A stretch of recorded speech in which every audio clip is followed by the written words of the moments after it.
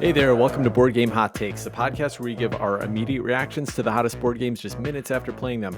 My name's Tim. And this is Chris. This is Adam. And today we're going to talk about the game we just finished playing, Teotihuacan, City of Gods. We'll also be talking about a couple of games that have been on our table this week. I'll be talking about Paperback Adventures and Victorian Masterminds. And Chris is going to be talking about some additional sessions of Cthulhu Death May Die. But before we get into all of that stuff, we do have some poll results to discuss. Every week on Twitter, I ask a poll question.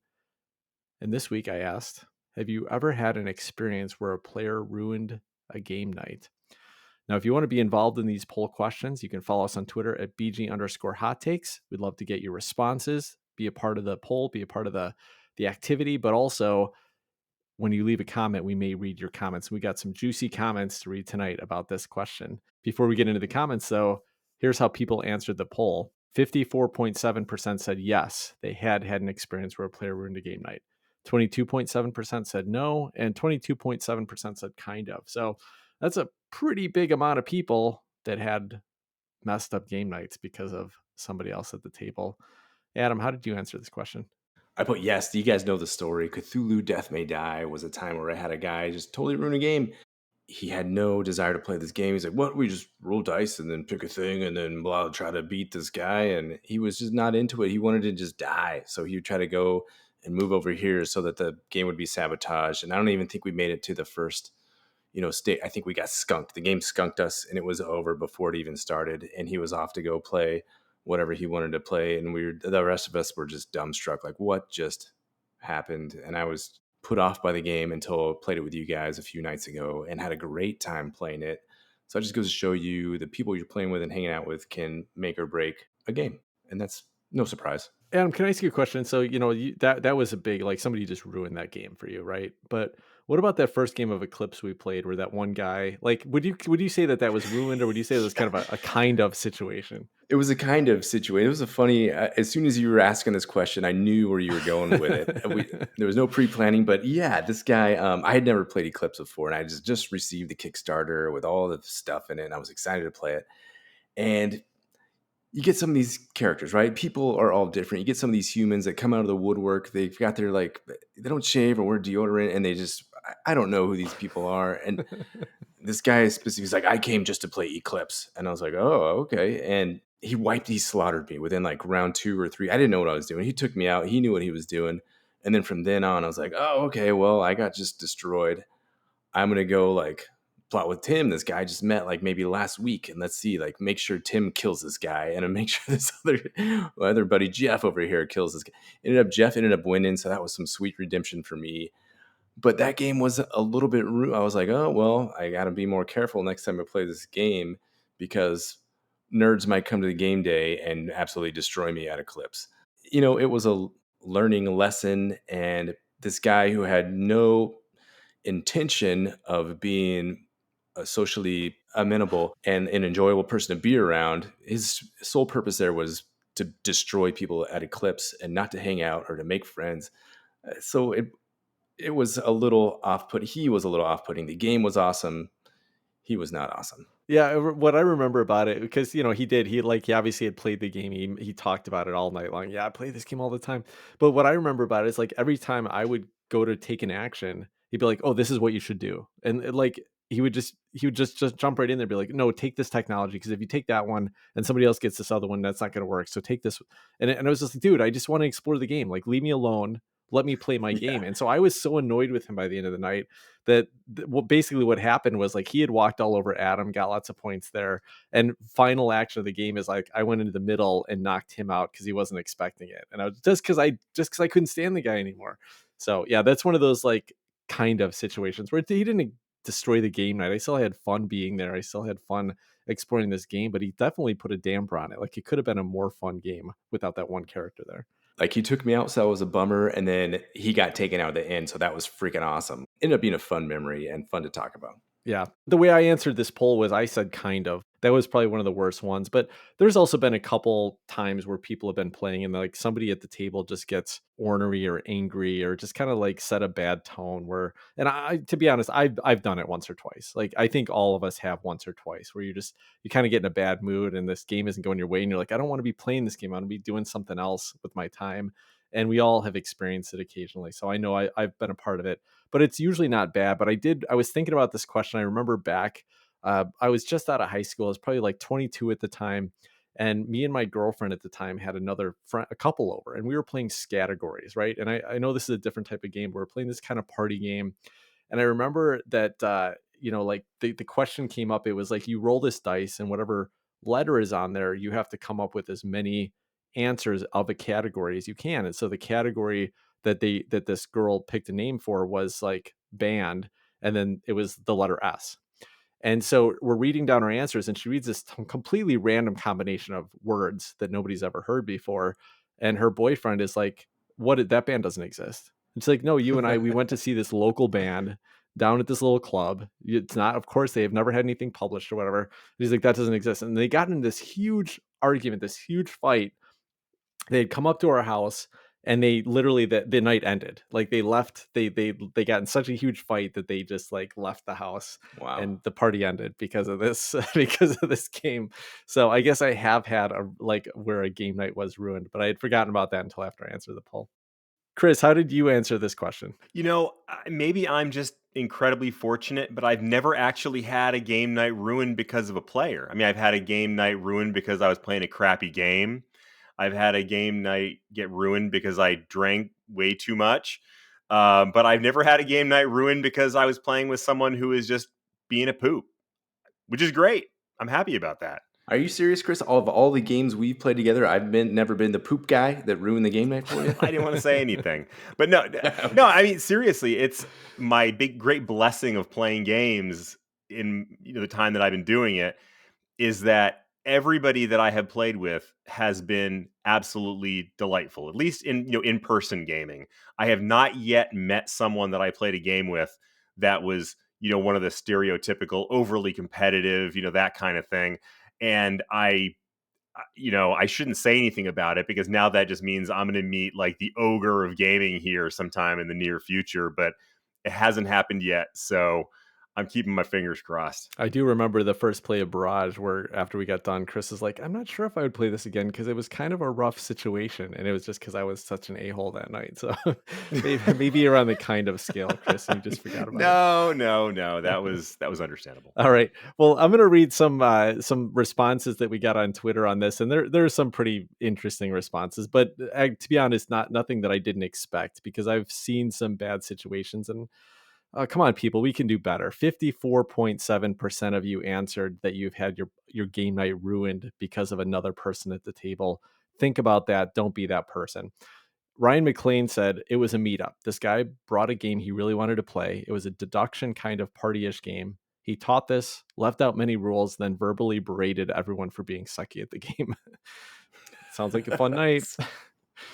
Kieran said one game night, an otherwise level-headed and calm friend was becoming frustrated. Nobody was getting his hints in Mysterium. Another player was giving him a hard time about not giving good clues, but it was done in jest. It must have got to him, however, as he stood up calmly and said, "You know what?" and proceeded to flip the table.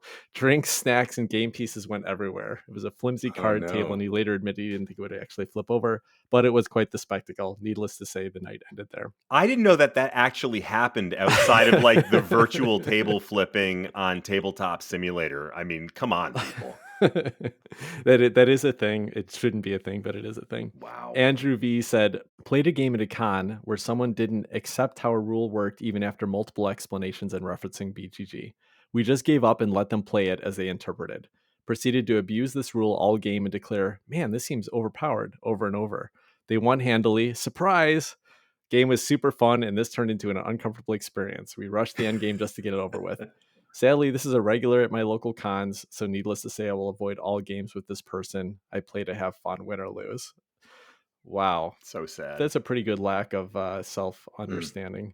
And then the last one, Dinger plays games. I honestly thought that I hated board games until I started playing with them with people other than my ex-boyfriend. turns out I just hated playing games with him. I'm so sorry. I think we got to do at some point a top 5 episode of like top 5 worst unacceptable behavior at game tables, because I have seen a lot of this. I generally don't let these things ruin my night. And, sometimes I've been a little bit on edge because of the way that people behave, but I've seen some really, really crappy behavior. I've seen it at other tables that I wasn't sitting at. I used to play Magic the Gathering for years at tournaments, and I've seen some of the worst possible behavior you can imagine, like social behavior playing games with people. So I can picture it, and I'm glad he's your ex. Get away from that guy. The funny thing is, we're talking about this like it's a gamer phenomenon. But I mean, think about any pastime. I Yeah. mean, golfers out there, swinging their clubs against a tree because they don't make a shot. The hockey dad who's berating the coach at his kid's game. I mean, this is bad. Bad behavior is a human condition. So we're not immune from it, and we're not the only ones who have it. Agreed, Chris. It's not limited to gamer behavior. These people are out there and they exist and they're going to show up. But maybe they're drawn to Magic the Gathering tournaments and games of 18xx. I don't know. The tables are light. They flip easy. Very, very convenient. Yeah, maybe. Let's jump over to a description of Teotihuacan, City of Gods. In Teotihuacan, City of Gods, players play as scions of powerful noble families trying to achieve everlasting glory while planning the construction of Teotihuacan. To do this, players advance one of 3 or 4 of their color dice up to 3 platforms around the perimeter of the central pyramid. Once a die lands on a platform, players can choose to do the main action that platform provides, gain cocoa, or occasionally worship. Main actions range from gathering resources, constructing the central pyramid, gaining decorations to adorn the central pyramid, and additional actions one might associate with an ancient Mesoamerican city. These main actions typically come with a cost of cocoa, which increases with the number of dice present, but the actions get more powerful with each of your own colored dice present. All of these actions are done in the service of scoring points, which occurs 3 times during the game, either during eclipses or once the pyramid capstone is placed, ending the game. An eclipse, by the way, is essentially a thematic turn counting mechanism. I neglected to mention numerous rules nuances in this description, but hopefully this provides enough foundation to structure the rest of our conversation. Teotihuacan City of Gods was designed by Daniele Tascini with art by Odysseus Stamaglo and was published in 2018 by NSKN Games and has an upcoming deluxe release. Let's talk about the gameplay and mechanisms of Teotihuacan City of Gods. Adam, you're in the hot seat. Well, this game, to me, seems like a giant rondel. You've got these big old tiles around the outskirts of a giant pyramid in the middle, and you're moving your workers, your dice, to one of these spots, a la something like Patchwork, where you can move between 1 and 3 spaces ahead. You plop your dice down, and you take the action there. It's simple. It's clean. You can look ahead. You can plan. So I think that's nice. But what's cool is the ability to kind of stack your workers. So you have 1 dice there. If you stack another dice on that area that already has one of your die there, then you get the double die bonus. And if you have 3 die, you get the triple die bonus. So I think that rondel sort of action and being able to stack your workers / dice on the same tile is interesting. I thought that was pretty neat. Yeah, being able to stack the workers is pretty cool. But so first of all, spoiler alert, I actually did enjoy this game. I had some fun with it, but there's a couple things about it that really irritated me. And one of them had to do with the dice stacking. Not so much stacking your own dice. I thought that was actually kind of interesting. But one thing you could also do is stack with somebody else's dice. So if another player had a die or dice on a spot, then for every player who also had a die on that spot, you had to pay a cocoa, which is the sort of like the corn in Sulkin that you have to feed your workers at the end of the round. And you had to pay. So if you're playing a 4-player game, you may have to pay up to 3 cocoa just to use a space, just to get onto that space in the first place. And that drove me absolutely crazy. That kind of dovetails with the other thing that really bothered me, and that was the feeding your workers. Man, that is not my favorite mechanism to begin with. And in this game, it felt like an absolute freaking beatdown. Every time I wanted to move into a space, oops, sorry, don't have enough cocoa. Every time I wanted to take an action, oh, I'm short cocoa. I felt like I couldn't do a damn thing in this game because I was always running out of cocoa. And who the hell eats cocoa You anyway? guys are always talking about complaining about feeding your people, but that's what's the most interesting thing about this game. I mean, this cocoa is so versatile and it's so easy to get. All you have to do is choose not to take a different action. You move that dice into a space. Hey, listen, you don't want to pay cocoa to move in with a bunch of other workers? Great. Move in with all those other workers and collect cocoa. And then you're set up to do whatever action you want to. And it's great. And aside from that, yeah, you have to feed your workers this cocoa at the end of the round, the 3 rounds, but it's only one per. It's even easier. It's cheaper than Zolkin. It's easier than most other games. It's easier than Agricola. One cocoa per worker, super easy. You just got to plan around it. That's what makes it fun. That's what makes it interesting and fun to do. But that's the problem. It wasn't fun spending that much time trying to figure out where am I going to get my next freaking box of cocoa. I mean, literally, it felt like every turn I'm going, okay, well, I want to do this thing, but first I'm going to have to take a turn to get cocoa. And then somebody else moves into that space. So now, oh, I actually need one more cocoa than I was able to get. So I guess I'm going to take another turn to go get more cocoa. I'm going to move off this because it did not entirely ruin the game for me. But boy, I felt oppressed by this. I felt Yeah, oppressed. I would tell you, Chris, that you should have planned better, except that you destroyed us all in this game and won hard. So I don't want to hear But about your planning problems. Tim, that's always your answer. Every time I complain about something in a board game, you say, Chris, you should have planned better. Well, if you did have enough cocoa, one of the coolest action spaces in this game was this bottom central big old tile, which lets you add to the ziggurat, the pyramid of Teotihuacan, and build up this thing. So you have these pieces that have 4 little icons on them, and you have to stack them in a pyramid fashion, up and up and up. So if you have, do the math on it, you're kind of concentric squares getting taller and taller. But as you build those squares up, you have to match the icons. You don't have to match them, but if you match the icons on them, you get little bonuses, little points that let you move up these other tracks. Move into that space was so cool, and building this pyramid up was just delightful, and I assume very tactile and a fun experience. We did it here on BGA tonight, but I could almost feel myself reaching through the screen and grabbing these tiles and chunking them around and clacking them and being like, haha, guys, I'm going to build some stuff. Clack, clack, clack. And you guys getting annoyed at me and plopping it on there and getting some points. Just a very neat mechanism. I agree. And I think delightful is the right word for that because man, did it feel good putting those tiles up there. And we'll talk about it more in the production, but I'd love to see how this actually plays out in real life where you're really stacking these real tiles.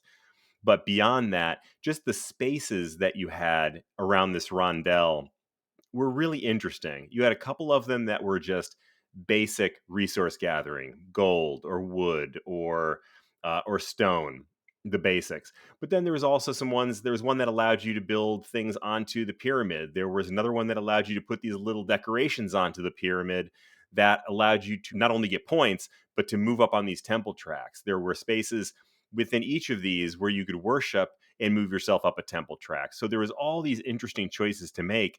And for every space, you had at least a couple choices that were available to you. So you were choosing which space to move to. But then even within that, you had a couple of options about what you were going to do once you got there. And I found the choices routinely interesting. And when I could actually muster enough cocoa to do anything, I actually was really happy with what I was able to do. You guys know I love bonuses, and this game is full of bonuses everywhere. When you put one of those tiles on a track, maybe you move up a temple, and then maybe you hit to you're going to get a bonus, but maybe you get to a spot where it lets you pick from one of these random bonus tiles that you get to choose from. And these bonus tiles might give you an immediate bonus, but most of the time they're going to be something you can activate later on. Also, in a lot of these spaces around the board, instead of taking the main action, you can do the worship action, which allows you to get a bonus, which lets you move up one of the tracks, but also take one of these random seeded tiles. And what that really leads to is that there is so much variety in this game and the way that it plays and the choices you get to make, because almost every action you take around the board is not just the main action, but you can take one of these worship actions and get something that's going to be completely different every game, whether it's a future action you can take, or it's going to be one of these little masks, which are a set collection thing. So let me just lean into those masks a little bit, because you guys also know that I don't like set collection. I love bonuses, don't like set collection, except for some reason I love the set collection here because these masks are cool, they're adorable, and you're trying to get this different set. They have a little different cost on them. They show up at random times. You're always just trying to be the one that races to get that mask because it's the one that you don't have in your set. This is where set collection works really well for me. So this game has a ton of variability, a ton of bonuses, and set collection that actually works. So lots of good stuff going on here. I didn't even realize what was going on with the masks, but I do know you like to bonus. In fact, I have a shirt that says Tim likes to bonus. I thought that was a fun part of this game too.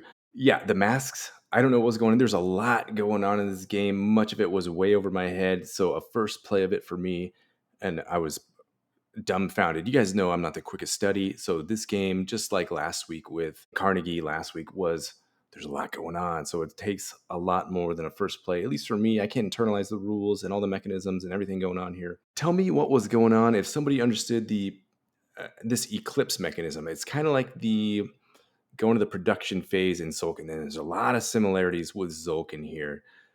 Instead of the gear getting to like a production phase and scoring occurring here, you have an eclipse phase that as everybody's taking their turns and going around and around and around, there is a white little marker that marches towards this dark marker. So I assume that's like the moon getting eclipsed by a shadow. Boom, once they overlap, that ends the round. And there's a scoring phase that happens, which was pretty fascinating. How do all these bonus points happen? Where do those come from? I didn't understand that. Somebody that knows that, explain that to me. Oh my goodness. Well, at least as to the first part, I don't remember much about how the scoring part of it worked, but in terms of the mechanism of the eclipse, you had the black token that was moving over from, I think, depending on where you're sitting at the board, one side of the board moving over toward the other side on this arc, like the moon might move. And then moving the other direction, you have the white token, which is the token that moves every time a player, every time you go through a round, the white token moves. And every time you go through a phase, one of the three of the game, the black token continues to move. So in that sense, it doesn't look like it, but it acts a little bit like the bird feeder mechanism in Wingspan, where every round you're using up one of your bird feeders to go out onto the middle scoring board. And so you have one less. And so it makes the next round a little bit shorter. This was a little bit like that, but the number of things that were happening in the scoring, I mean, they were legion. I mean, Tim, do you have a good sense of kind of like what the through line was on that end of round scoring? Yeah, it wasn't that complicated. I mean, basically, if you had built the most pieces on the temple, you were going to get some bonus points, and then that gets reset at the end of the round. Wherever you were on the dead track or the ascension track or whatever, that's going to get you points based on this other track that was below it. So it's a couple things that went on, and then you get your mask scoring too. So if points you get for the amount of masks you have are going to score every time. So it was, I think, just the three things that scored at the end of the round.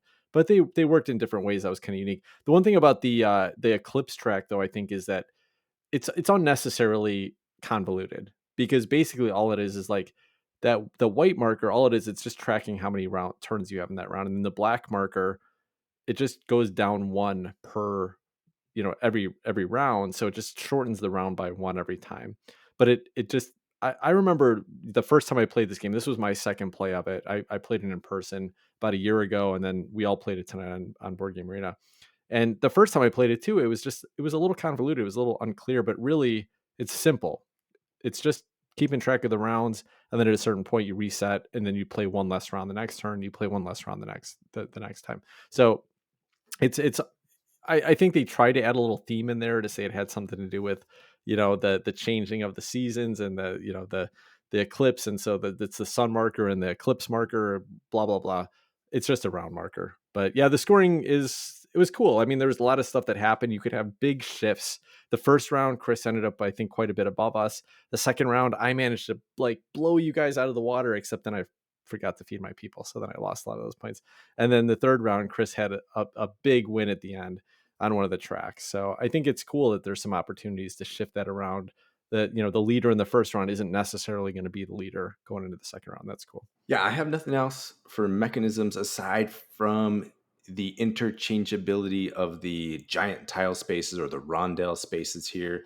That looked, Rodney Smith was waving those around in his rules explanation video, which was fantastic. Once again, it looks like you can mix this up a ton with the different tiles, the different boards, essentially the different spaces of this rondel that you can throw in there to mix things up. That looks fascinating to me, and that looks entertaining with the ability to mix up the spaces. A question for you guys. Other than the theme, which is obviously there are some similarities, did this feel to you anything like Sulkin? Adam, I think you mentioned that it did, but I'm curious to hear both of you if you thought it was similar to Sulkin, and if so, what did you think? Because I'm still kind of up in the air about that. Well, I think there are some bylines. Feeding your people feels similar. Temple tracks probably felt the most similar, right? The You got the tracks for three temple sure. tracks that are going to score at different points, but it doesn't feel close enough to me to say like they're like, hey, if I'm going to play this one, I shouldn't play the other one.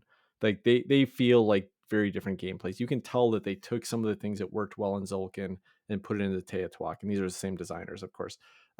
But I felt like it's still a very different game. The action mechanism is different. The choices are different.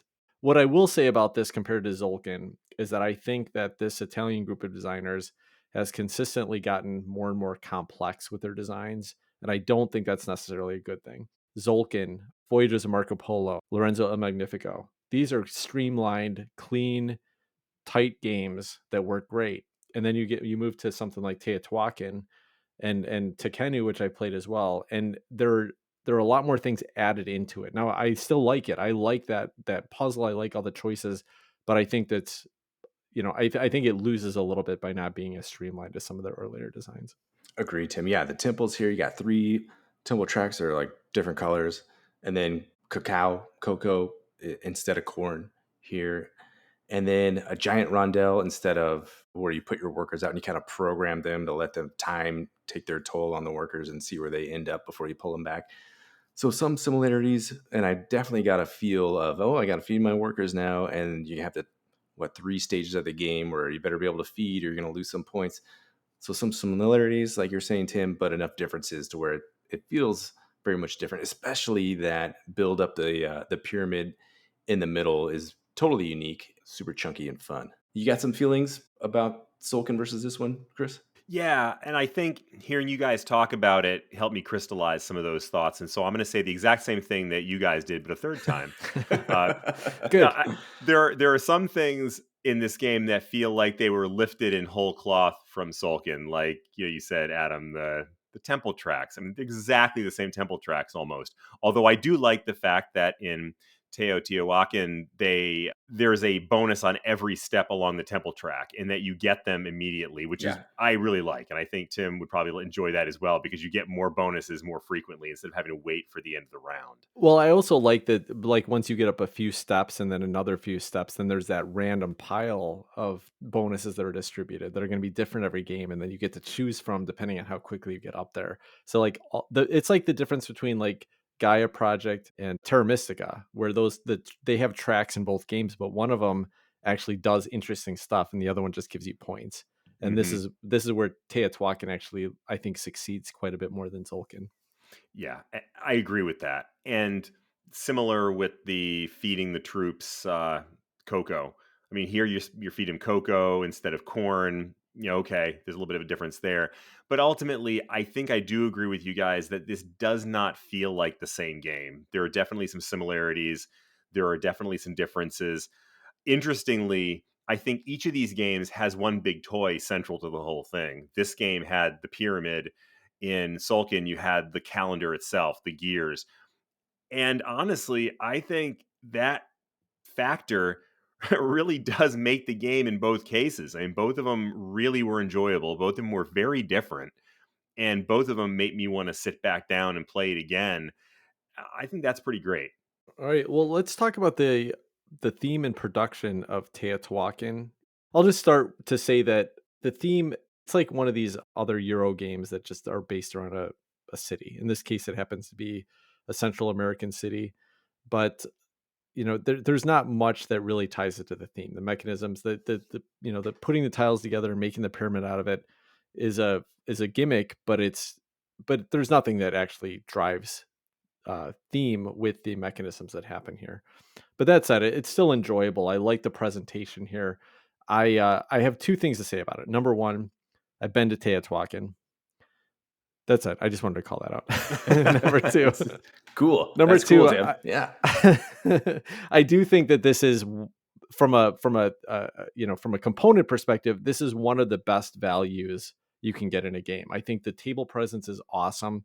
It's a huge board. You got these big chunky domino type tiles that you're building up this pyramid with. You got tons of different icons and colorful things going on the board and components and cardboard chits and everything. And this game sells for like 45 to $50, and that's a great value. So that's the main thing I would say about from a production perspective here, is that if this is a type of game you're going to want to buy, then you should just buy it because it's a great value. I just want to clarify, Tim, you said Central American city. It's Central Mexico. It's about, I don't know, not too far. I get it. It's North America. I got it. Yeah. The term that I keep seeing used is Mesoamerican. Yeah, Mesoamerica. But Central Mexico, very close to Mexico City, just a little bit to the northeast of Mexico City. The production here looks fantastic. I want to play with these chunky chunk tiles and build this pyramid and be a part of collecting cocoa, and feeding my people. I don't want to do that, actually. The map, as I understand it, is ginormous. Tim, you're saying you've played this thing in person. It looks huge. Even the individual tiles are gigantic, but you don't have any individual player boards. Everyone's interacting over the same board, moving their stuff around. I think that's very nice. A nice change up for a lot of these games lately that are giving you your own player boards, sometimes giant to a fault. I like that it's a central boards. Everyone's interacting over the same area. Yeah, I have mixed feelings about the production, and like I said before, I think overall it's very nice. I think the thing that I like about it is I like the size, I like the heft, I like the solidity, or what I think is the solidity of those tiles, because I haven't actually touched them, but they sure do look like they'd be cool to play with. What I was less impressed by was the art. And I'm comparing this largely to Sulkin, where I thought the art was vibrant and exciting, and it really just it pulled me into the game. The art made the game in a lot of ways, in addition to the giant gears. Here, I think the art was not quite as front and center. I feel like it was a little bit more bland. It wasn't as central to the overall experience of the game. And I think that was unfortunate, because what I did see was good. I mean, it was enjoyable, but looking at this board kind of like top down the way you do in BGA, it just doesn't have quite the same table presence from the standpoint of being colorful and interesting, I think, the way that Sulkin did. And that's unfortunate, because I think it did a lot of fun things. I just think that the appearance wasn't quite as electrifying. I'm going to have to interrupt the good speaker from Phoenix to rebut Chris's ridiculous statements about the production here. What? The art is fantastic. There's so many details and this gigantic board and intricacies between these giant tiles. You look and there's just beautiful art, a lot of serpents mixed in there, a lot of traditional, I don't know if it's Aztec. I'm sounding like a cultural fool now. If it's Aztec art, whatever it is absolutely beautiful. I couldn't stop looking at the art here on this board, unlike Sulkin, which I thought felt a little more generic. Yes, it's a little more vibrant, a little more colorful. This has those details and those flourishes where you kind of have to examine the board a little more, and I thought it was absolutely stunning. Sorry to interrupt you, Tim. I yield the rest of my time. Well, back to you, or maybe Wait, hold on.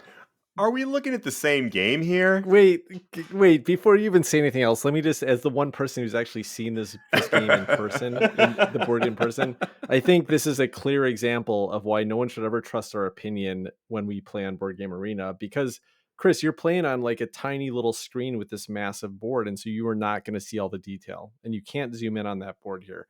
This game is beautiful. It's got an amazing table presence. It is very similar to Tzolk'in as far as all the detail that you see when you look closely. There are little people working around building these temples out in this board, interacting, being a civilization that you just can't catch in a smaller version of it. So to all of our listeners, I apologize that we let you down in this situation, but this is a really beautiful production, great artwork. a great example of a Euro style game done right, in my opinion. I mean, I will be the first to say that, it's not the same seeing it online as it is seeing a game in real life. But I mean, I'm looking at big blown up pictures on BGA of the actual physical production, and I see a whole bunch of millions of dozens of little tiny squares and numbers and some letters and some icons. And I mean, maybe if I saw it in real life, I'd go, "Holy cow! Boy, was I wrong! Boy, were you guys right!" But I just am not seeing it. Just not seeing it. Well, I'm looking forward to that apology at some point. No, don't hold your breath, dude. No, what another thing, just really quickly, stepping away from the board, is I think it's interesting that they went in this direction with this game. Which one came first? I'm trying to look up the actual timeline of these two games, Sulkin and Zolkin came first. This Sulkin came came in. first. This was about 2018, I think, and Zolkin was like 2013 or 14. Okay, interesting. Because I mean, obviously, there was they're interested in that geographic region, the Mesoamerica, and that general time period. As I understand the time frame, this game would actually predate Sulkin. Sulkin was more of the sort of Mayan Aztec era. Teotihuacan would have been more prior to that, before the Aztecs and the Mayans actually started gaining power. So I'm kind of fascinated by what their connection is and why they keep going back to this same era and this same area. If it's just something that's fascinating to them, or if there's something else going on there, but it's so unusual. It's not something you see very often, and so in that sense, I find it very appealing. Chris, that's really interesting. Did I mention that I actually went to Teotihuacan? You No, did. I'm You kidding. get a set collection bonus if you say it a third time. No, the one thing that's interesting, if you follow these designers, they have what's now known as the T games, which is a whole bunch of games that just start with T, and they're set in all kinds of different, I would say, kind of definitely pre-industrial or early civilization eras. And so like Tekhenu is set in the Egyptian area, and then it's not just that they're focusing on South America, Central America, South North America. It's kind of all over the place. Wherever they can find a tea, they're Wow, throwing at their early civilization teas. that's so much less interesting. Tim, Tim or Chris, have either of you guys been to I this have location? Because been it looks absolutely stunning. I've heard of it. I think Tim told me about it. The thematics of this game, I think, are fantastic because looking at a picture I've never been there. It looks like there's these sort of plateauy buildings surrounding the giant Yeah, ziggurat, the giant pyramid. that's exactly what it's like. Okay. Yeah, to me, I walked on those plateaus. It's really cool. No, there's actually I think it's 4 pyramids. There's one larger one, and then 3 that are kind of surrounding it. And there's a lot of interesting history about why they were built that way. It had everything to do with the direction from the sun, and worshiping their gods and things like that. But then there's this kind of like region around it where all these side buildings are built up, and there's still a lot of ruins out there. It's a very fascinating area. It's been like 5 or 6 years since I've been there, and I have zero memory for details, so I can't actually share a lot of information that might actually be fun and interesting for you to do. But Well, at a minimum, playing this game has made me want to learn more about the culture and the history here. I want to know what these masks are all about and what each one of them represents. I think it's absolutely fascinating. I love that this culture is represented in a game that's got some fascinating mechanisms and beautiful art and is bringing the attention of this culture to a bunch of game playing nerds like you and I. all right, well, let me ask you the most important question here, and this is something I really am unsure of with you guys tonight, because we played this game, and sometimes I know people are saying like I love this game, or people are saying I really don't like this game during the gameplay. And tonight I don't know where you guys are going to land, so I'm really excited to hear. Would you request to play this game again? I want to play this game again. I want to give it a second or third shot. Much like Carnegie, I went back and played that again. I thought I was crushing it, and then I got my butt kicked.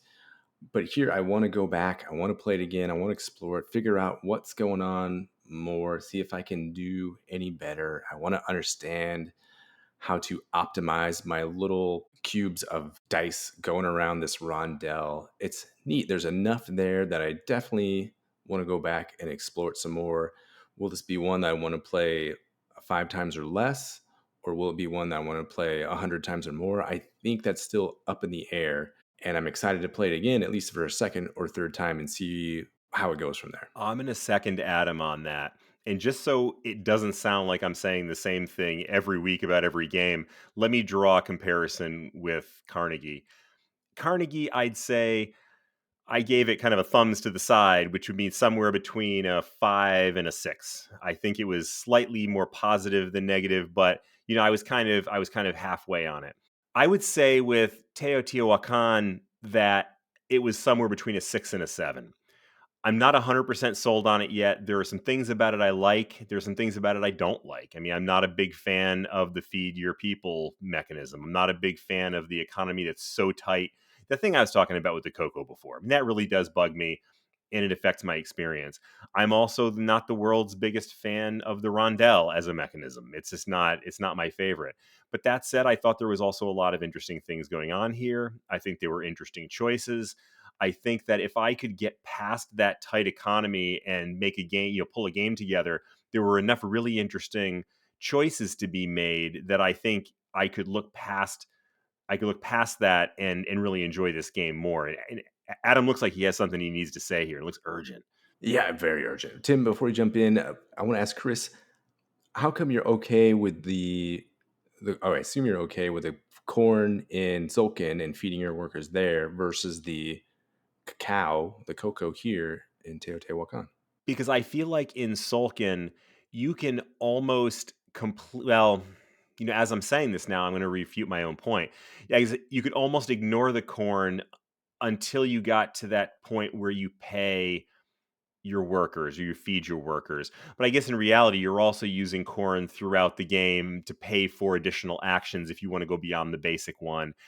And so I guess I'd have to say that it's not that there is anything substantively different between the two of them, other than I felt more restricted in Teotihuacan than I did in Sulkin. And it someplace in there, it crossed a threshold between I don't love it to boy, I really disliked it. Because I don't love that in Sulkin either. I think that's one of the weak points of the game.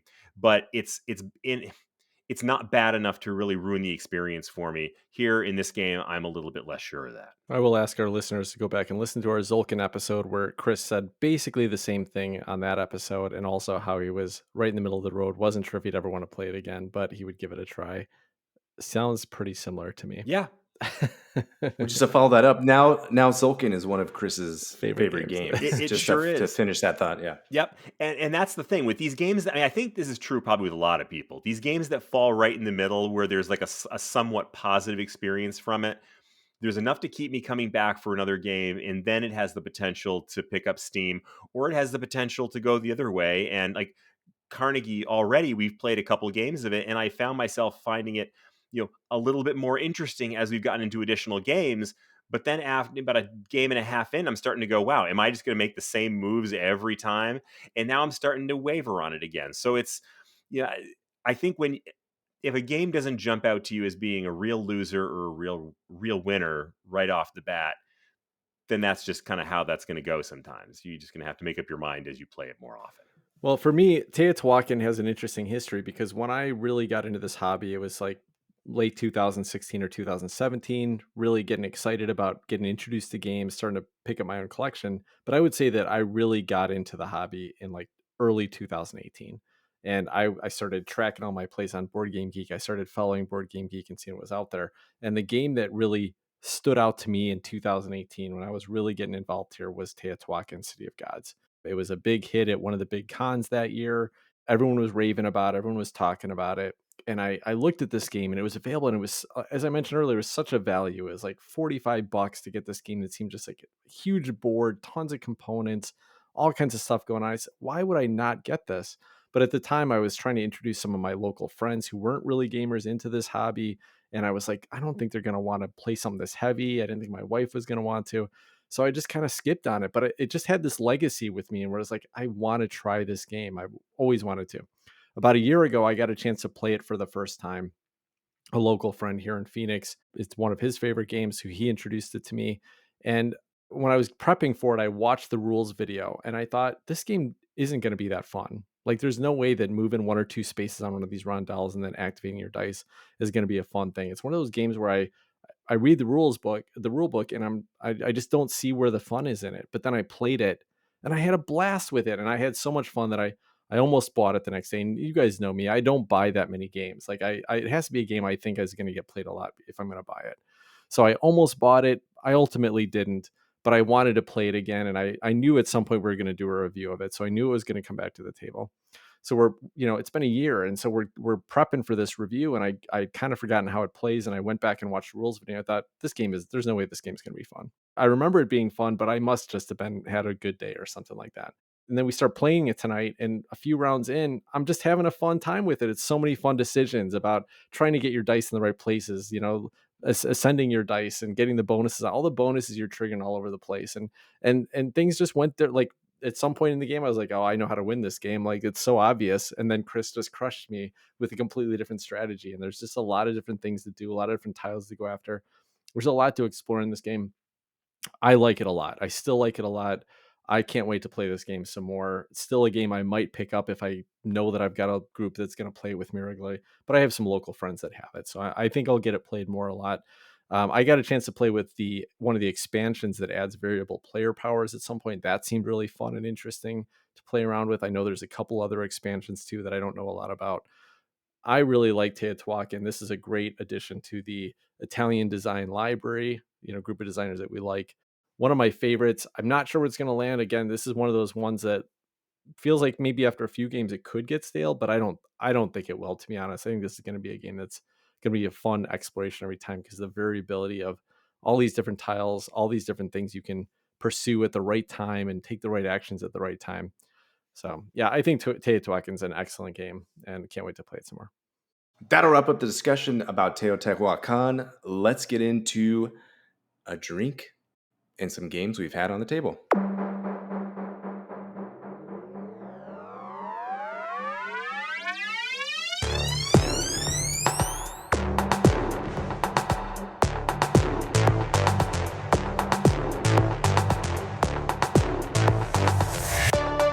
All right, welcome back. Chris, what do you have for us this week? What are we drinking in Mesoamerica? All right. Well, the real-life city of Teotihuacan is a true marvel, as you know, Tim. I think you've been there, right? I've been there. I have been there. Nice. Well, it was once one of the largest cities in the Americas with over 25,000 residents. That was a long time ago. It was between the 1st and 7th centuries of the Common Era. And it's also home to an incredible collection of monuments that are renowned for their sheer size. Some of them are actually reflected in this game. In particular, the two centerpiece pyramids, the pyramids of the sun and the moon, are particularly notable. In fact, I think that the big pyramid at the center of this game is intended to be the pyramid of the sun, which is very, very large. It's actually the second largest pyramid outside of Egypt. And at 216 feet, it's the 11th tallest pyramid in the world. Now, that's including modern buildings like the Luxor Pyramid in Las Vegas and the Transamerica Pyramid in San Francisco. So we're talking about some tall buildings here, and this one stands up to them. And to this day, there are some feats of engineering on these pyramids that we still can't even explain.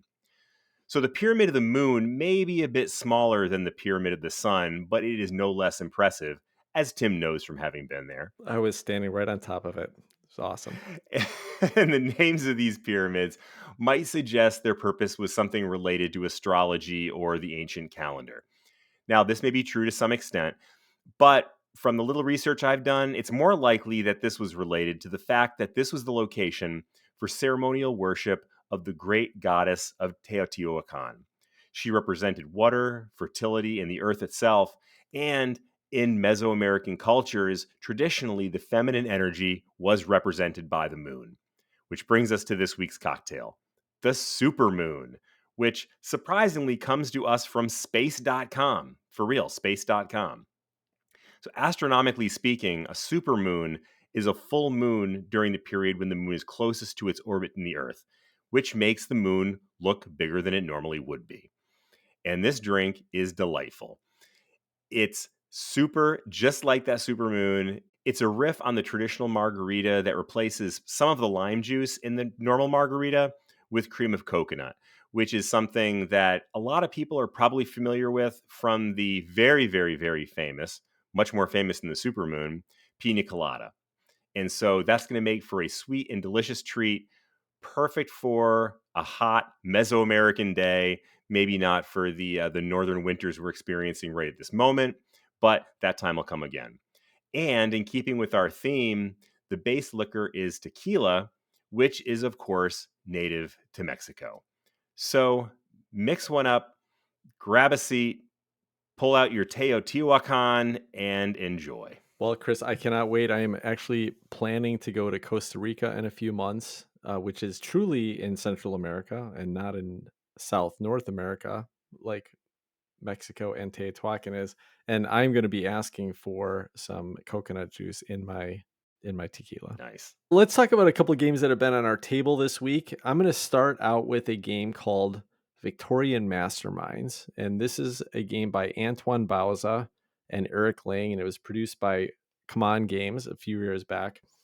And this is a game that's kind of had my attention. You know, again, this was early as I got into the hobby that this game came out, and has a cool theme, cool production, and I heard a little bit about it, but not too much. So, we're big Eric Lang fans around here, and I always wanted to give it a try. And it happened to come up on sale for like $8 at Game Nerds recently, and I think you can still get it about that price. So I placed an order on Game Nerds from some other games. I was like, I got to add this in. I got to check it out for $8, and got it in. Got a chance to play it. Victorian Masterminds is a resource management little engine building game. It has one kind of clever mechanism, is that there are 5 locations on this central board. This is like Despicable Me, the board game. You're all playing like evil villains that are trying to do the most villainy. And it's kind of silly. It's kind of got that theme, but it's set back in like Victorian times. And even the book, the description says that Sherlock Holmes is missing. So now nobody can stop these evil masterminds from pulling off their plots. So you got this kind of steampunk vibe going on. But what happens is, like, there's this main board where there's 5 locations, 5 famous cities like Washington D.C. and Rome and Paris and a couple other places.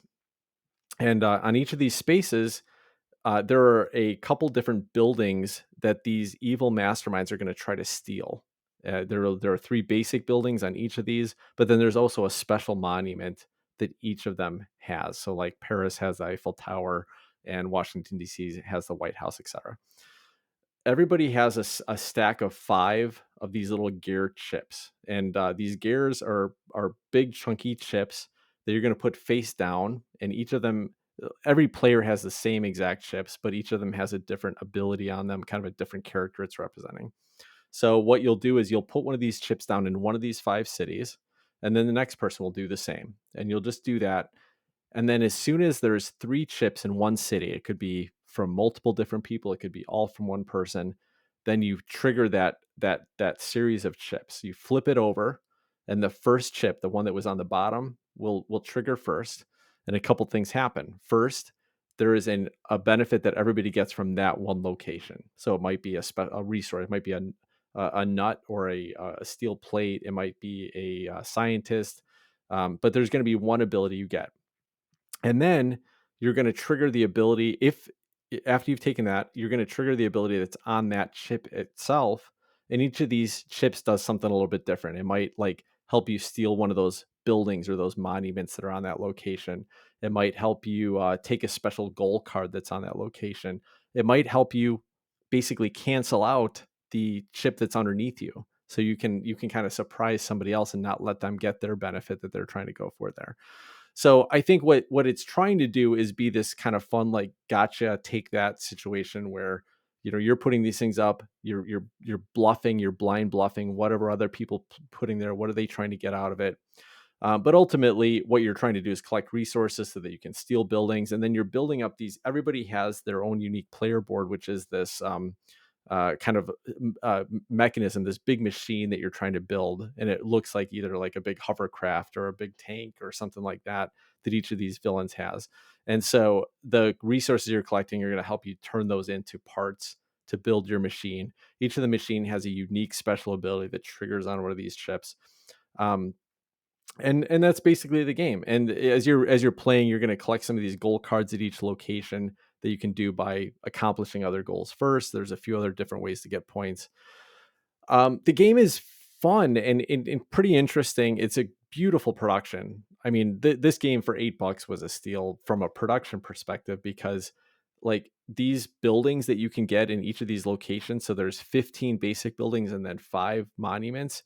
These are all huge, massive, beautifully textured minis. I mean, unbelievably large. And then there's these other resources you can collect, which are these scientists, which are little busts of bald dudes that look kind of like Gru from Despicable Me. I thought you were going to say Chris. Ha ha ha. Yeah. I am a mastermind. Chris without a beard and a point in your nose. You know, there's tons of cool components in here. There's these big, huge plastic chips you're playing with. It's a cool production. It's an interesting enough game, but it's just interesting enough. Like it's interesting enough for me to be willing to play it. If somebody brought this out, I'd be happy to play it. But I did find that it was like not that exciting. Every once in a while you'd have a aha moment or a surprise moment or something where you pulled off something really clever. And it was fun to kind of build up your machine. You know, you trade in some steel plates and some bolts to get this extra component that would give you an ongoing benefit for other actions you're taking. But something felt a little bit, I don't know, cold about it. Like it just didn't get me excited. It didn't feel that fun to play. But it was solid. It's not a bad game. Cool production, interesting enough. So yeah, I was glad I finally get a chance to play Victorian Masterminds. Got 2 plays in with it, and I'll be selling it because I just don't see wanting to play this over other games. But I would be happy to play it again. In fact, I think Chris, you said, you know, maybe my son would like to play this. I will save this for you. I'll give it to you guys because this might be a game your son would love, and it's something I think a family weight could pick up. Although I also think that kind of, you know, gamers, experienced gamers could enjoy it. But there's just so many games that do things that are a little bit more exciting, a little bit more interesting than this one. So not thrilling to me, but not a bad game. Pretty interesting. That was Victorian Masterminds. Yeah, Tim, one of the things that I recall reading or hearing on a review back when I first looked at this game was that you spend a lot of time building up this machine, these doomsday machines that you were talking about, but then you don't really do anything with them. It's not like once you've got it, you get to do all this cool stuff. What do you think about that? Was that a complaint that you had? Nah, not at all. I mean, it's just adding some theme into it. Like basically, really, what you're doing is you're building up a unique engine, and so it's only 2 resources that you kind of collect to build these things. But as you collect them, you can place them in different places on this machine. So you can kind of decide, and depending on your player board, it's very different. Like, hey, if I collect 2 bolts, I can put it over here and unlock this one ongoing benefit or this immediate benefit. But the other player could be like, well, I have to unlock 2 bolts, but also 2 steel plates to get the same thing. So I have to pick the order that I'm going to do it in. So it's more about like, hey, I'm just unlocking benefits. Think of it like Scythe, where, hey, if I take the building off this one space, it now makes that action more powerful. That's what this is doing, but it's put a veneer of you're building up this machine. And I actually think that's really fun. I thought it was a clever component, and I thought it was a clever, like thematic concept that you're doing. I could care less whether I actually use the machine at the end. The fun of it is that you're going out, you're capturing these buildings, you're surprising people with what tiles you put down. But it wasn't just quite enough fun for me to be excited to go back to it when there's so many other great games out there. One person who is definitely not a mastermind is me, and I need to issue a clarification. When I was talking about Envelopes of Cash, designed by Andy Schwartz, which, by the way, I absolutely love that game. I have been loving it for the last couple of weeks. He is an economist and not a lawyer, not a sleazy scumbag lawyer. Easy. But yeah, easy now. I sort of implied that he was an attorney or a lawyer because he is so involved with litigation, some of these class action suits against the NCAA, making sure these athletes get their money. So I just want to issue that correction and say once again, Envelopes of Cash, having a lot of fun with that one. So on my table this week is a little game you may have heard of called Cthulhu Death May Die. In fact, you may have heard of it on our episode of 2 weeks ago where we gave it a full review. And when we did our review, I was reminded of how much I enjoy playing cooperative games with my son. And so you've heard us talk about it from the hardcore gamer perspective. I want to talk about it as a potential family game. And spoiler alert, it can be a great success. My son and I, he's 11, and we've played Return to Dark Tower a few times. Of course, great toy factor there. Lots of things to bring a young person in and make them interested. So I thought that same thing might apply to Cthulhu Death May Die. And I'm kind of giving the side eye as I'm saying all this to Marvel United, which was kind of intended to be a family weight game. And I compare that to Cthulhu Death May Die, which is not a family weight game, but I think actually does scratch a lot of that same itch. It's got the big pieces, it's got the cool stories, it's got some wit, it's got some interesting things going on.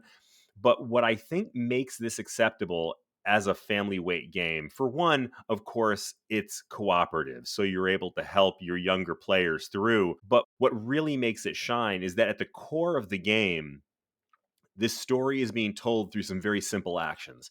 You're essentially going to run around, you're going to attack things, you're going to find things, and there's always going to be some little plot point that you're trying to do. Like the episode that my son and I played was the one where you're trying to unmask ball goers to find out if they're actually hidden cultists. So there's that kind of thing going on. But there are all these very simple actions. What I found playing it with a child was that it was very easy to keep them focused and with a little bit of help through the basic movements of the game, getting them moving around the board, attacking monsters, all that exciting stuff. There's also a fair amount of rules overhead associated with different little edge rules, things like that may be specific to a particular episode, or hey, don't forget you have this thing that also lets you add an extra die to your roll. There's a lot of little things like that, things that a kid isn't as likely to keep their mind wrapped around the same way that somebody who plays games basically all the time does. But I thought that was something that I could easily step in and be the caretaker of those items. Like, hey, don't forget you get that extra die when you roll, or hey, don't forget this little thing that you can do or you can't do or whatever. But overall, I would definitely encourage someone who has a kid who's sort of game curious or game interested to jump in and play a couple rounds of this, because I mean the stories are great, the minis are huge, the production is awesome, there's cool things happening, and I mean it's a really good opportunity to do some mid to heavyweight. I'm not even sure how to say this. Mid to heavy family weight. So not quite kid weight, not quite Marvel United, but not quite full on heavyweight gamer. So I think it can be a lot of fun. Definitely recommend it. And it was an opportunity for me to play a game that I really like as well. And it's always a great opportunity to get something fun to the table when you can play with your family. Do you think Nathan's going to be asking for this one again, like he did for Return to Dark Tower, Chris? I think he will. I think so. We'll see. I think he was blown away by the tower in Return to Dark Tower, and I think that really drew him in. But I think I'll be hearing about this one again too. That was going to be my question. Did he have fun playing it? Did he have a good time? What did he say about it? He did. Ironically, he wanted me to, because we were playing against the Black Goat of the Woods, and he wanted me to go in there and do all the the grindy killing through the first four and the first four levels of the Great Old One, so that he could swoop in at the end and deal the death blow. So in true kid fashion. But I think he had a lot of fun. Very cool. Chris, a more important question is, did you end up backing this Kickstarter and get that huge 2-foot tall Cthulhu Riley Rising expansion? Have some shreds of common sense left, and so I declined. I'll let you know that I did back it. I backed the Kickstarter. I finally decided to just back at $1 level and then wait for late pledging. And so I still haven't fully decided what I'm going to do yet, but I think I'm probably going to go pretty much all in, except for maybe that big 2-foot mini. So if you change your mind and decide you really want it, just Venmo me the cash and I'll get it in your hands. Oh, crap. Okay. All right. All right. Well, I have just one more game that we'll talk about tonight, and that is Paperback Adventures. This is a new game that just got delivered to me from Kickstarter. This is by Fowers Games, and the designers were Sky Larson and Tim Fowers. And I had mentioned this actually last year when we did our top 5 incoming Kickstarters as games that we were most excited about receiving. This was on my list last year. I talked about it a little bit more this year. And this game is essentially trying to replicate some of these roguelite video games, something like Slay the Spire. The idea being that it's a deck builder. You've got this simple deck of cards to start with. You go and combat something. You got to deal with these small defense and attack mechanisms. But then after you defeat that minion or that creature, you might get an upgrade. You might get a variety of upgrades. Your deck might get better. You might get some other ongoing effects, things like that. So if you've played Slay the Spire, you're going to have a good sense for how this plays. But this one has the clever mechanism being that your deck of cards are a bunch of letters. And so you have to try to spell out actual words.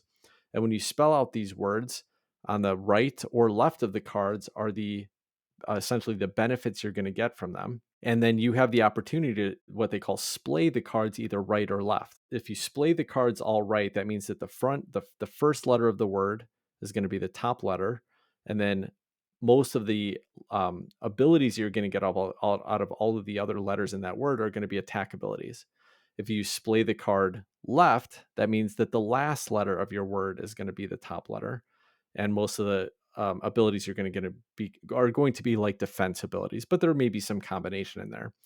And then what's most interesting is that whatever letter you have at the top, whether it's the first letter or the last letter, depending on how you splay these words out, it's going to give you some special ability. Every single letter, every single card you have has some special ability that will trigger based on which one you got. So what's going to happen is that every turn you draw 4 cards when you get into a combat. You get to make a word out of it. You also have one wild card you can use use it as any letter you want to. But if you use it, you don't get an extra resource at the end of the round. So you want to choose not to use it if you can. But you're going to make a word, and then depending on the shields you pick or the swords you get or whatever, that's how much you're going to damage to the enemy creature. And then the enemy creature, there's this little card that kind of represents what actions they're going to take. And so the first action you take, it might say deal 4 damage. So do you block this turn or you deal damage and just take damage back? And then that action would move down to the next thing that creature would do. And they usually have a series of different things that happen. But you'll go through this sequence until you do enough damage. Then that card would flip over and it would change its abilities and get some more health back. And then you have to beat it a second time. Then you've won that combat. Now, here's where the fun comes in, and this is true of any of these roguelike games, is that, doing those early combats is one thing, but then you get a bunch of rewards for it. Maybe you get to upgrade some of your cards. Maybe you get new cards in your deck. Maybe you get some, what they call in this game, MacGuffins, which are basically kind of the relics in Slay the Spire, but they're ongoing effects that happen, maybe conditional. There are these items you can pick up that let you spend energy resources that you collect throughout the conflicts to activate them. But basically, you're going to be growing this engine. Your character is going to get stronger and stronger. Your deck's going to get stronger after you fight what they call the book 1 minion. Then you're going to fight the book 1 boss. So that's the next creature you have to fight. It's going to be a little bit stronger, but it's also going to have some better rewards when you defeat it. And essentially, you play a campaign of this by defeating 6 creatures: book 1, book 2, book 3. So you're building up your character and you're attacking stronger stuff. And that's the whole game. This game is so fun. If you've played Slay the Spire, you're going to get a sense for it. If you don't like that type of game, this is going to feel very similar. If you do like the type of game, though, I think you would love this. And it is a little bit thinkier. You have a little bit more choices to make when you get your hand, and that you have to decide like which is the most important ability for me to use. Can I make a word with that as the first card? Do I want to think about using this as a block turn or an attack turn? Really fun choices here. I think the way that this was implemented as a paper game, as a physical game, was great because each conflict takes maybe like it's a solo game. Each conflict takes maybe like 7 to 10 minutes to go through. At max, you're going to be playing for an hour to an hour and a half if you get through this entire campaign. But you can always stop in the middle and save it for another time. There's even a really easy way to just kind of save what you've done, put it back in the box and put it away, and then come back and finish that campaign at a later time. So I'm finding this really fun. There's a ton of variety in here. The way the game's sold is that you buy this base box that has a whole bunch of enemies in it, and it has it's item cards and MacGuffin cards and a bunch of resources you can use. But then you have to buy a hero pack to use with it. And there's 3 separate hero packs that came with this first Kickstarter. So you can play the game if you have the base pack and one hero pack. The hero pack is the unique set of cards you're going to play with for that hero. That's going to be their kind of board that tracks your resources and your health and things like that. And then it'll be some extra items and MacGuffins that you can mix in with the other deck and some extra enemies. I picked up all 3 of the hero packs in this game, which means there's a ton of variability. You basically you can mix all these items together. They're going to come up in random orders. The game is very modular. It has a whole bunch of stuff going on that is going to change every game, and I am just loving it. It's so much fun as a solo game. It's probably one of my favorite solo experiences I've had in a physical board game. Really loving it. Tim, I have a bunch of questions about this game. I'll save some in case Chris has any too. But my first question is, how much of the scrabbliness is here? You said you're making words. How does that play into it? And I love Scrabble. That was one of the games I grew up playing. How much of this is a word game? Yeah, that's a great question. I think it's a really important question because you could sit here and say like, "Oh, am I just going to be sitting here trying to figure out the most, like the best word I can make here?" I think the important thing that they did here, the smart choice that they made, is you were only drawing 4 cards, 4 letters per round. So you don't have a lot of options to do with 4 letters, which means that you do have some choices, and then you always have one wild, and you may have one vowel. And I won't get too deep into those mechanisms, but you probably will have like 5 to 6 letters with a little bit of variability in there that you can work with. It's not so great that it feels like you're going to spend 15 minutes trying to make the best word. Most likely you've got 1 or 2 vowels. You only have a few ways this word can go. So you might have 3 or 4 or 5 options you can make. But if you really want to focus on one ability on a card, then maybe you can try really hard. And what I found is that most of the time I would draw up this hand of cards and I would spend 30 seconds and there's 1 or 2 clear options that I can make. Do I want to make it an attack hand or a defense hand? These are the best options. But once in a while, like it's a tough, it's a tough battle I'm in. I know that I have to make a smart choice here. So I might spend a few minutes really thinking about it, rearranging the cards, seeing how I can use the wild. So it can make some really interesting choices, but I didn't feel like I got too overloaded with just sitting here making the best letter. Like, you can play Scrabble with somebody and they can spend 20 minutes trying to figure out how they can use that Y, the bet on the triple letter score. It's not quite like that. It doesn't get overcomplicated, but it does give you some fun choices about what you can do with the words and when it's the right time to spend more effort with them and when it's not. So I'm looking at the production of this thing. It looks like this, I don't know, it looks fantastic. It's like little game trays and you're tracking this stuff around the edges. Tell me about that. It's amazing. So first of all, the artwork on this is some of the best artwork I've ever seen. And I mentioned this on our top 5 artists episode. The same artist here did the artwork for Paperback. And it's fantastic. It's so thematic. It's got this fun style of like a slightly cartoony version of what would be like a pulp fiction paperback from back in the 50s or 60s, whether it was a sci-fi or like a romance novel or whatever.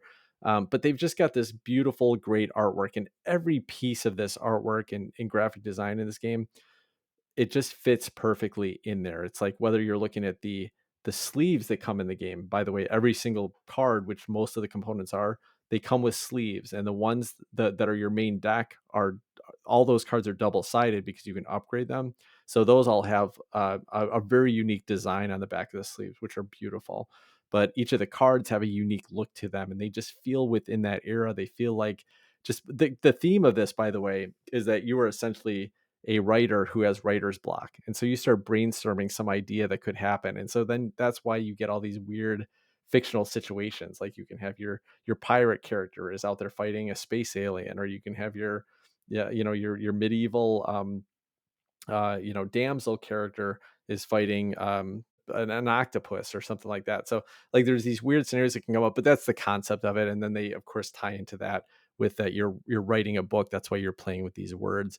But the graphic design all feels like old 50s and 60s style pulp, fiction novels. And it's so good. It's great. Let me go to those trays though you mentioned, because this is the one complaint. There's 2 complaints I had about the game. Number one is that the plastic tray components, they have a bunch of little slots and they have these little markers that you use to track your health and your energy and a couple other resources. by taking these markers and moving them around. Think like Eclipse, right? Where you take the little cubes and you move them around. Except these ones, they're metal components. They're little metal markers that you put in there, which is a nice upgrade, right? You've got these little metal components. They're very heavy, weighty, but the trays are a little tight. So it was very fiddly and tough because you're moving these things constantly to keep moving around. What I found and what I've heard from other people too, though, is that after you play a couple times, the trays loosen up a little bit. So it gets a little bit easier. That was a very big complaint for me on my first game. Like, wow, this is a pain in the butt to manage this thing, but it did get easier. But the other complaint I'll have is that the metal markers, they have a little bit of an overlap on them. So when you have 3 in the same spot, it's almost like they sit on top of each other kind of. But then if you have to move one of the markers, then you have to pick up all the markers, get them out of the way, and then move the other. So a couple weird, like, I think poor design choices with those components. But otherwise, it's very cool. They're very minor nitpicks. The bigger complaint I have is that I think the rule book is a little bit, it's a little short on some details that you need. I definitely had to struggle through figuring out how some of these cards played, figuring out how a couple of the rules were supposed to play. I think that an appendix or just a couple more details in the rule book would have been helpful. Other than that, though, love the production here. Fantastic. And it looks like there's I don't know, a lackey or something called a hex appeal. How's the humor and the writing in this game? It looks like it's on point. It's so funny. It's so great. There's so much great humor both in the art that you're using. I wish I had an example. I don't have them in front of me right now, but for example, with these characters that you defeat, right? These creatures, the monsters, the enemies, whatever. You play them on one side and then they say down in the bottom right, like when I get to 0 HP, then flip me over. And so you'd flip the card over and then you have to fight it again. It gets more HP back and it's got some different abilities. But then at the bottom it says, when I get to 0 HP, I'm sunk. And that would be like the pirate captain, right? So that they would always they have a parody on every one of these characters that kind of plays with words. So the captain would be like, when I get to 0 HP, I'm sunk. Every single one of them has something funny. The humor is great. It's very cute, both again in the art and the writing. And the mechanisms are just fantastic on top of that, aside from just a really cool, fun, experiential thing that you're dealing with here. It's a fun game. It's a really good game, and it's hard and it's challenging, but not so challenging that it's not fun. Man, everything about this game is great. It looks fantastic. I don't have a tough time not buying this one. I want to call it the artist Ryan Goldsberry. Thank you. Yeah. He's done the art for Now Boarding, which looks fantastic. Burgle Brothers, which also looks fantastic. So just want to give him a shout. That's Ryan Goldsberry is the artist here for Paperback Adventures. Yeah, fantastic. And I just want to mention really quickly too that I actually just recorded an episode on the Board Game Community Show last night where myself and Riley Stock, who had just received this, both basically gave it a full hot take review. We both did an entire episode on it. So I wanted to touch on it briefly for our listeners who don't get a chance to listen to that. I think this is a great game. I think if you're a solo player, you should check this out. They do have a co-op mode in this. Doesn't look like something I would want to do co-op, but if you're a co-op player, I think you could experience it. If you're a solo player, you got to check this game out. But just a few days before this episode released, Riley Stock's episode on the Board Game Community Show will release, and him and I did an entire full review on this game. So give that a listen if you want to hear a little bit more about this. We talk into much more detail about it. And Tim, I would just like to say that this year you have truly recommitted yourself to Kickstarter, and I'm really glad that it's working out well for you.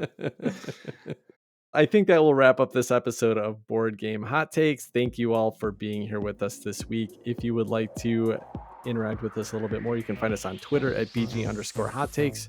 Otherwise, you can find us every Monday morning, wherever you listen to podcasts. We would love it if you would rate and review us on Apple Podcasts. Until next week, take care, everybody. Good night, all. Bye-bye.